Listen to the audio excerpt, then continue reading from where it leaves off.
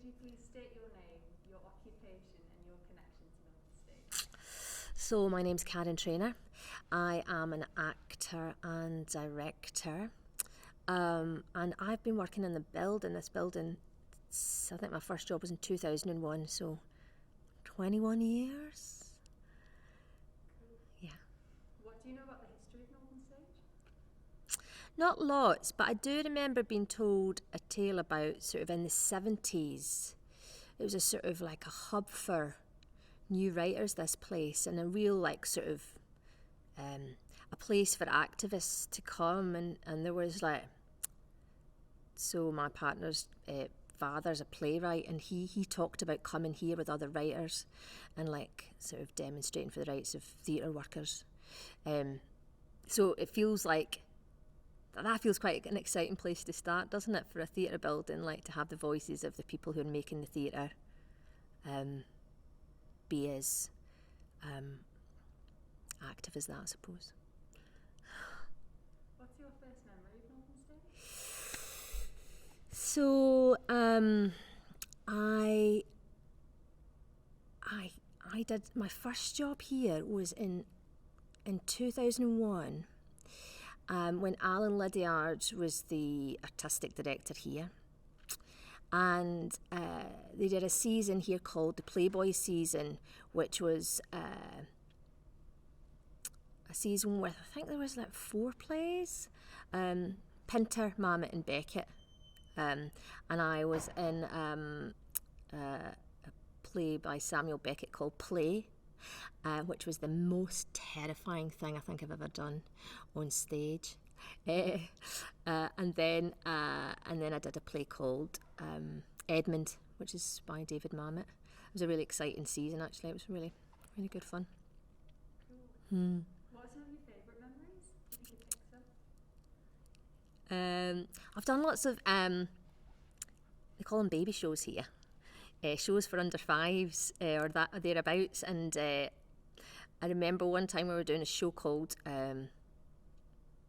I think it was Tattercoats, and which is essentially the story of Cinderella, and I was playing the prince, and I was being very grand and declaring to the audience at one point, and this wee girl in the audience, quite a lot of them used to sit on mats at the front. This wee girl, she just came up and she took my hand. She must have been about 4.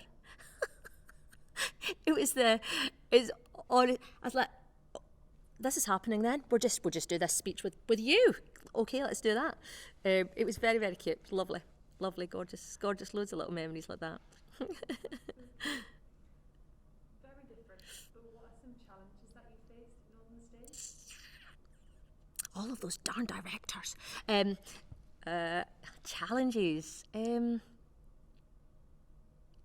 Challenges at Northern Stage. I don't know. That's quite a tricky question, isn't it? Like in terms of what do you think? Like. People have taken it in different ways. Like, Yeah. If they've had even like simple things, like if you've had like a really challenging audition, or like if anything's happened like within casts, anything like that, like literally however you could. Like the dirt. What about the show that you're doing now and it being... Oh, very good. Aren't you clever? Well done, Chris. Yeah, so we're doing a show at the minute called Here, which is written by the brilliant Lindsay Rodden. And we were working on that show in March 2020. And our tech came to an abrupt end. We were meant to open the next night. I think we closed on the 18th of March, which I remember because it was my birthday. So the show obviously didn't open.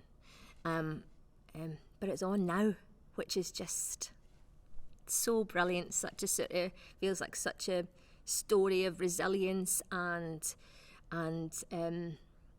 sort of just so exciting for theatre to be back and for us to be back with that play, which is some really poignant themes about people who are seeking sanctuary in Newcastle, so particularly and unfortunately relevant at the minute. Yeah. So, why do you think Northern Stage is so important to the city and to the region? It's, well, it's sort of been like, it's been a core of the work that I've done throughout my career. I gravitated here, I moved here because of the work that was being made here and because of the people in this city who make such brilliant work here. And I stayed and I've made my life here because it feels like a place of real authenticity where people really care about each other and the work and look after each other. I never felt that anywhere else before. I moved here because I felt like I belonged here in a funny kind of way. And I think, it's one of the 2 producing houses in the city. So, and it makes such incredible work and has done over I've seen 4 different artistic directors in this building, and it just sort of continues to change and evolve and tell stories that are often about here and obviously made here with people who want to live and work in this brilliant region. So if you could set Northern Stage a challenge for the next 50 years, what would you set? More plays with women, please. I think the direction that Northern Stage is going in now in terms of inclusivity and the brilliant work that Natalie's doing is absolutely where Northern Stage should be at, and it just feels like it's gonna keep growing, and that feels healthy and exciting. And then the final question is, if you could sum up your experience of Northern Stage in one word, what would it be? I think monumental. So good. I guess finally, is there anything else that you want to talk about? Any other memories or thoughts or anything that comes to mind that when you were coming for this interview that you thought you might talk of that we haven't maybe broached? Do you know what? I haven't really thought about it, Chris. I thought I'll just do what they ask me. I think I don't think so. I think I would just bumble on a little bit more about the things that I've already said. Is there like an AD that you've learned something from, or like one that you've spent a lot of time with throughout productions or anything? Yeah. Erica Wyman worked here. I think she was here for 5 years, and she's a brilliant director, but she's also someone who loves actors, loves people, really knows how to. There was such a warmth in this building when she was holding it, and it really felt like a place where artists could come and be here and be welcome and be themselves and do their best work, you know. And I think what I've learned from her is that in order to get places, you don't have to be ruthless. You don't have to be a certain type of edgier, whatever you expect you might have to be successful. You can be kind. You can be generous, and that works too. Yeah. That's beautiful. We're interviewing Erica Next week. next week. Aria, oh, give her all the hugs from me. Is she coming here? No, we're going to do it on the old interweb. Oh, are you? Apparently she's quite busy now. Is she? She got a lot on. Up to stuff. Stuff on. Yeah, I understand.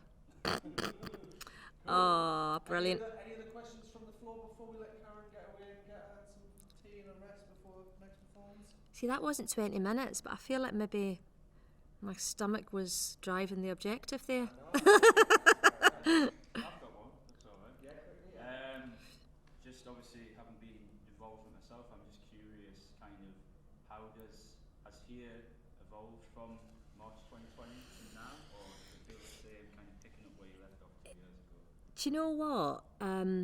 It has evolved. Lindsay, the writer, will tell you herself that she shaved 1,000 words off of the play. And I think there was lots of conversations around should it reflect the time that we've been in, because it was very specifically set 2019 to 2020, and should we take into consideration all that's happened? And actually that didn't really serve the story that she had written, so that all sort of stayed the same. But yeah, you know what's been brilliant about that, I think, is,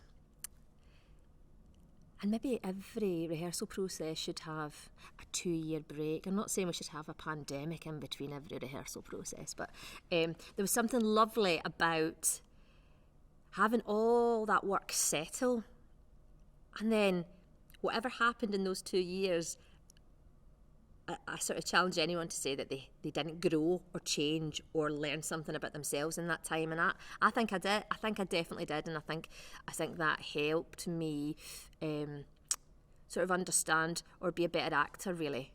A sort of settledness, a kind of contentedness, or a being more in the moment, and I feel like coming to the play again with that sense of attention.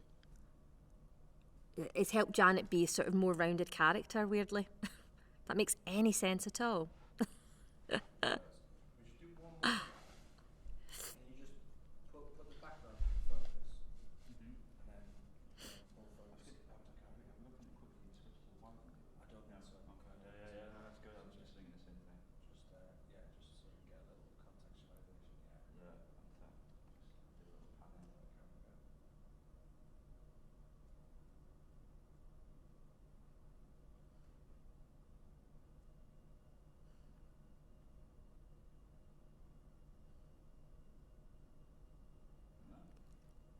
That's a cut. Karen, thank you so much. Thank you. Thank you. Really lovely. Thank you. Thank you. Precise. Do you do martial arts? I felt like you were very accurate. I think it's just my homemade soup calling me. And a little lie down on the couch. No, thank you very much. Well, thank you for giving Thank us you. this time. There's nothing like a waffling actor to bore you to tears. That's the opposite of what you were. There was no Yeah, waffling at all. Very kind. Very kind. Good luck for your drama school editions.